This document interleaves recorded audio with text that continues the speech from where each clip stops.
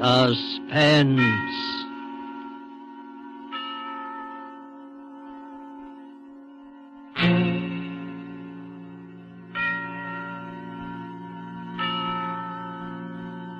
This is the Man in Black, here again to introduce Columbia's program, Suspense. Our star tonight is Mr. Sydney Greenstreet, one of Hollywood's most sensational newcomers in a number of years. The famed fat man who lent his suspenseful talents to the Maltese Falcon and across the Pacific. Mr. Greenstreet is with us to create on the air John Dickson Carr's celebrated detective, Dr. Gideon Fell. The story called The Hangman Won't Wait is tonight's tale of suspense. If you have been with us on these Tuesday nights, you will know that suspense is compounded of mystery and suspicion and dangerous adventure. In this series are tales calculated to intrigue you, to stir your nerves, to offer you a precarious situation and then withhold the solution until the last possible moment. And so it is with The Hangman Won't Wait and Mr. Greenstreet's performance, we again hope to keep you in suspense.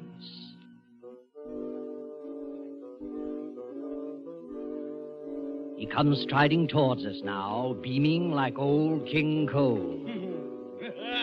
You can probably hear him chuckle. If he wheezes a little, that's due to weighing more than 300 pounds. Slander, sir, gross slander. You notice the 3 chins in the bandit's mustache and the eyeglasses on the black ribbon. He removes his hat with old-school courtesy. Don't try to bow, Doctor. He is Gideon Fell, Doctor of Philosophy and expert in crime, if he tells us something about the Barton case. Sir, I've only one remark to make about the Barton case. Everybody was wrong. I'm afraid we don't quite follow that. The judge was wrong, the jury were wrong, the prosecution was wrong, the defense was wrong. But, Dr. Fell, you can't have a murder case in which everybody is wrong. In my cases, sir, you can have practically anything. Oh, yes, that's true enough, but... I want you to imagine yourself in the position of that girl, Helen Barton. Well? Imagine yourself waking up suddenly in the middle of the night. You're terrified. You don't know why. The room is cold and nearly dark. All of a sudden, you realize it's a room you've never seen before. There's a queer smell like old stone and disinfectant. There's no sound except...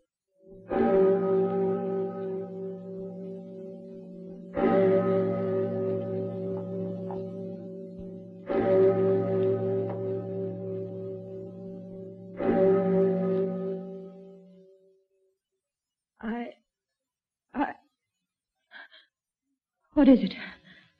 What was that? Now lean back in your bed, dearie. It's all right. Yes, take it easy, miss. I was dreaming. You were having a nightmare, dearie. But it's all right now. Nothing's going to hurt you. Not yet. Be quiet, Anna. All right, all right. Would you like us to turn on all the lights, miss? Please, would you do that? You see, I don't understand this. Where am I and how did I get here? And who are you? Now, don't start that all over again, please. Start what all over again? Saying you've lost your memory and don't even know what your name is? Are you insane? Of course I know what my name is. I'm Helen Barton. Ah. But it's all I do know. Where am I? Why on earth is it so cold? Well, that's not unusual, you know, for England in the middle of December. Did you say December? That's right, dearie. 18th of December. You're fooling me.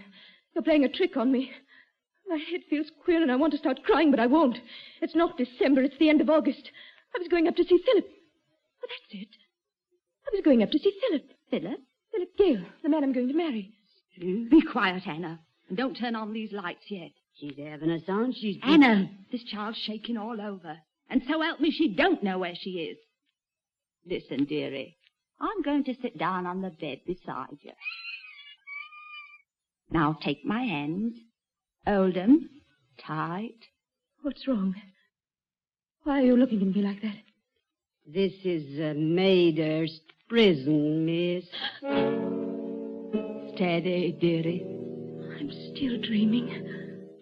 I must be. You can't mean I'm in prison. Now look, dearie. I'm afraid it's worse than that. Worse than that? Look over there. You see where there's a little bit of fire in the grate? Well, And paper on the wall, and pictures, and a carpet on the floor. Oh, why don't you come out straight and tell her? They're going to hang you in the morning, miss. This is the condemned cell.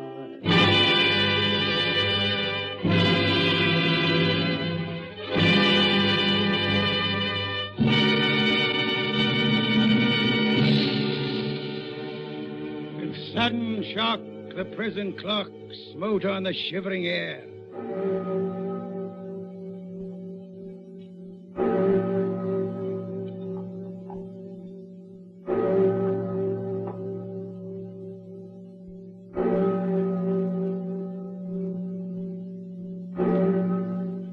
But I won't quote that any further. I have too vivid a memory of sitting up that night with Colonel Andrews, the governor of the prison. Over here, you'd call him the warden. There's a little office with a lamp shade tilted so that I could see his face. And he said, I hate executions, loathe them. Can't even sleep the night before.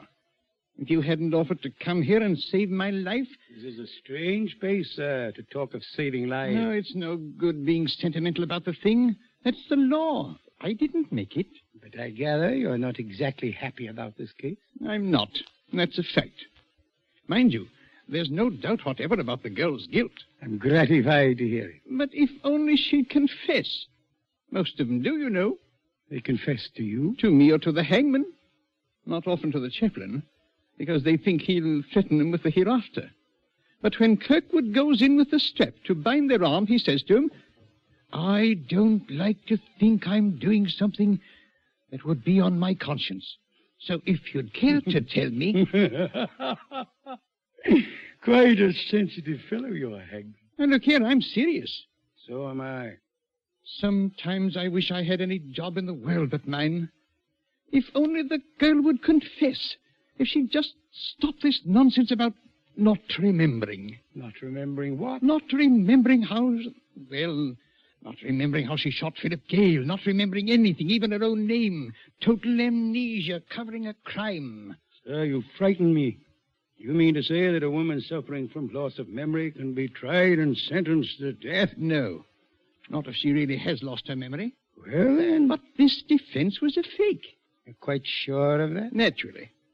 The judge would never have allowed it to come to trial if he hadn't been convinced that she was shamming. Even then, she might have got off with a life sentence or even with manslaughter if it hadn't been for the nature of the crime. She didn't cut anybody up, I hope. No, but it was almost as bad. She shot a man who had raised his hands and begged for mercy. That completely damned her in the eyes of the jury. And yet, you have doubts. I tell you, I haven't any doubts. And in any case, it's none of my business. How has she acted since she's been here? Oh, a model prisoner. But I wish she'd stop this business of seeming to be in a daze. It's getting on my nerves. Rather think the prison itself would get on my nerves.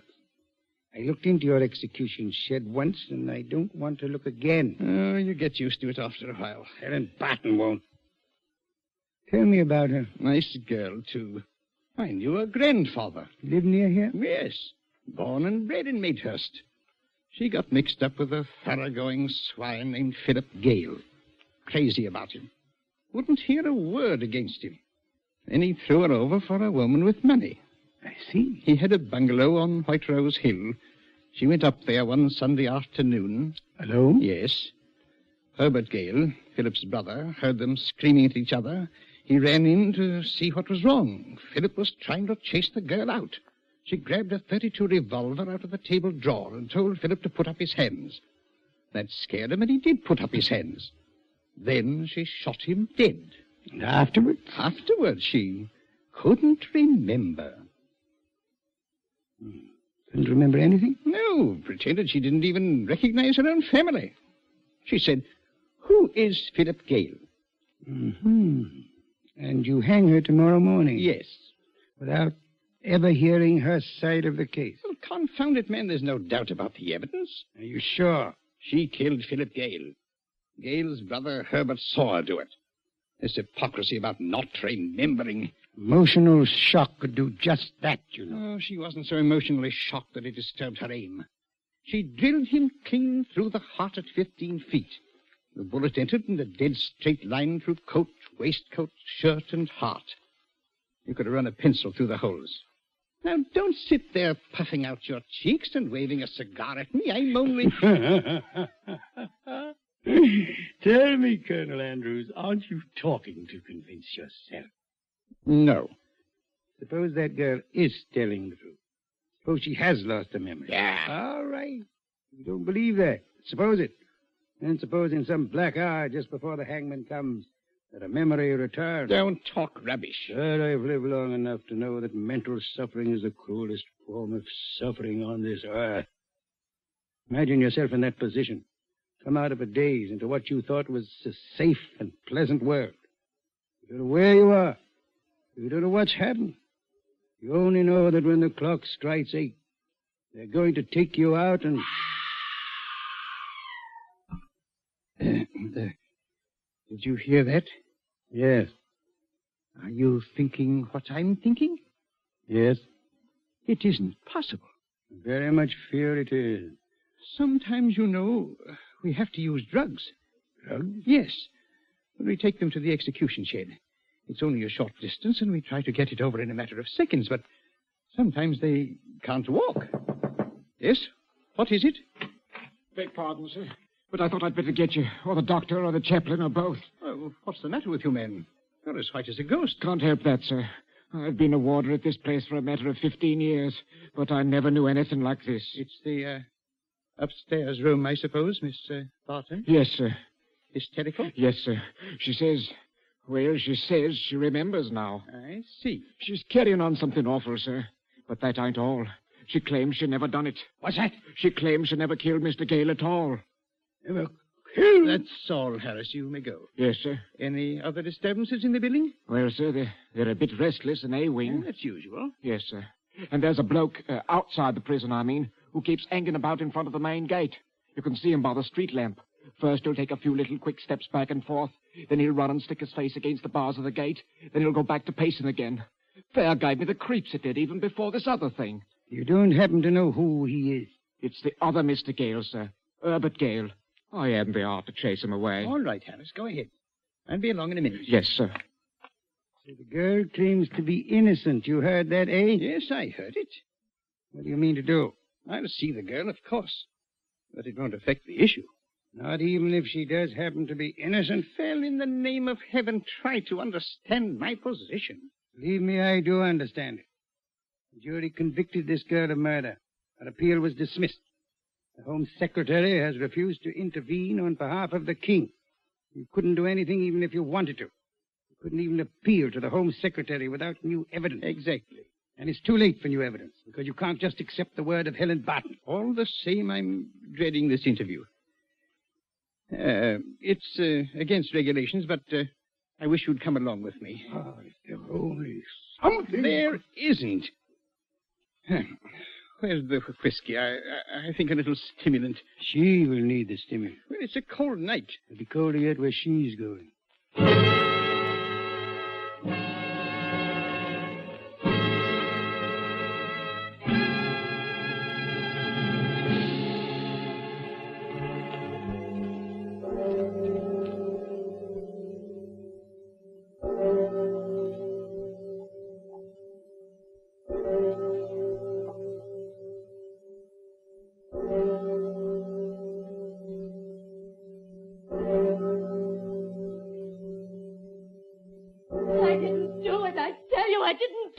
Steady, miss. It's all right, dearie. The governor and the big stout gentleman believe you didn't do it. Oh, no, they don't. You needn't try to fool me. Look at them over there in the corner whispering. Fell, she's lying. I heard that. You said, Fell, she's lying, but I'm not lying. I'm not. Miss, you've got to pull yourself together. And have a nice breakfast. What would you like for breakfast?